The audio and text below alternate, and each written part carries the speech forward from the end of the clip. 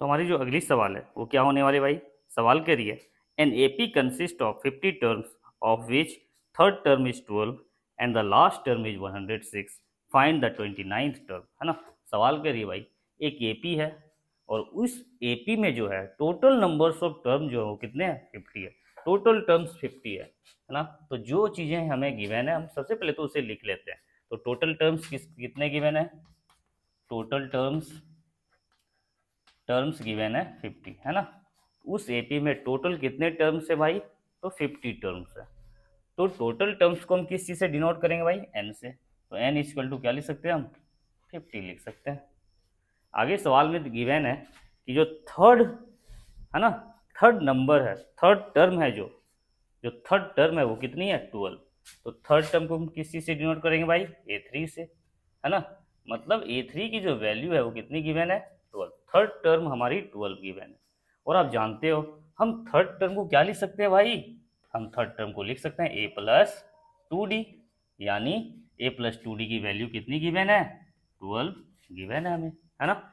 यहाँ से क्या करते हैं हम, A की वैल्यू निकाल लेते हैं, है ना। आप कुछ भी कर सकते हो, या तो आप डी की वैल्यू निकाल सकते हो, है ना, या आप ए की वैल्यू निकालो। तो हम ए की वैल्यू निकालते हैं। ए इक्वल टू क्या हो जाएगी, 12, ये प्लस में उधर जाएगी माइनस में, तो 12 माइनस 2D, है ना। और हमने मान लिया इसको भाई इक्वेशन फर्स्ट मान लिया, है ना।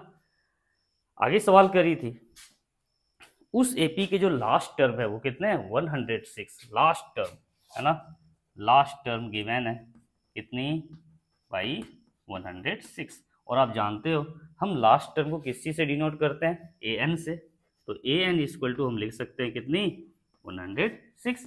और आप ये भी जानते हो ए एन की फॉर्मूला क्या होती है भाई, ए एन किसके इक्वल होते हैं, तो ए एन इक्वल टू होता है भाई, है ना, A+n-1 इंटू डी, यही तो होती है ए एन की फॉर्मूला। तो ए एन कितनी है, 106 इक्वल टू ए की वैल्यू, है ना। क्या आपको पता है, आपको भी नहीं, लेकिन ए की वैल्यू हमने यहाँ निकाल के रखी हुई है, जिसे हमने इक्वेशन फर्स्ट कहा है। तो ए की वैल्यू कितनी है, 12 माइनस 2D, है ना, plus n-1 into D. N का मतलब numbers of term, numbers of term कितने गिवन है, 50। तो हम लिख सकते हैं 50 माइनस 1 इंटू डी, डी तो हमें पता ही नहीं है ना। तो 106 इक्वल टू 12 माइनस 2D, है ना, प्लस ये कितनी हो जाएगी 49, 49 इंटू डी 49D, है ना। ये हो गई।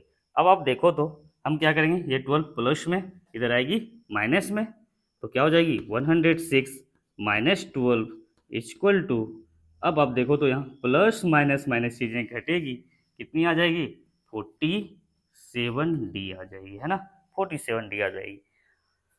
अब आप देखो तो भाई 106 में 12 जाएगी, कितनी बचेगी भाई, आप कहोगे 94, है ना।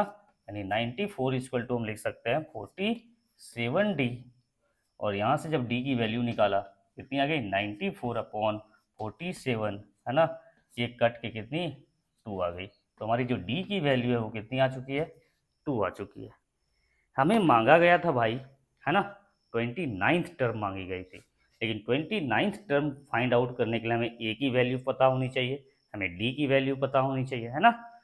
लेकिन यहाँ तो हमें अभी तक डी की ही वैल्यू पता चली है, हमें तो ए की वैल्यू पता नहीं चली है। तो हम क्या करेंगे, putting the value of D, putting the value of